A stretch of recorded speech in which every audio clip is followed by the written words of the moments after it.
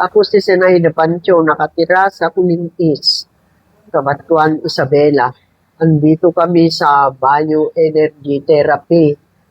Magtatatlong buwan na kami na nagte-therapy. Araw-araw kaming pumupunta kasi may sumasakit sa tuhod ko, dito sa balikat, tapos may high blood pa ako.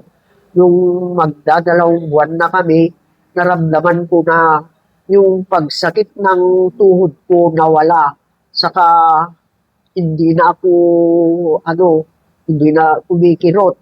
Ngayon nakakatulog na ako ng mahimbing mula noon. Kaya nagpapasalamat ako sa Banyo Energy Therapy dahil siyang nakapagpagaling sa sakit ng tuhod ko. Siya ni Stephen Pancho de Colingis, Cabanatuan, Isabela.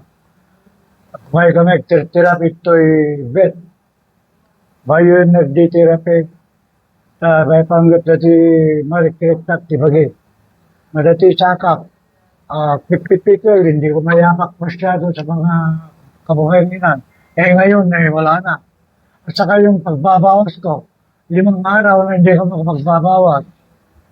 Kung magbawas man ako, dalawang busil na, o 3, wala na. Ngayon, 2 o 3 beses sa araw. Kaya nagpapasalamat ako sa therapy dito. Maraming natutulungan. At saka, yung mga walang pang-therapy sa labas, doon na marami natutulungan at saka yung mga, yun,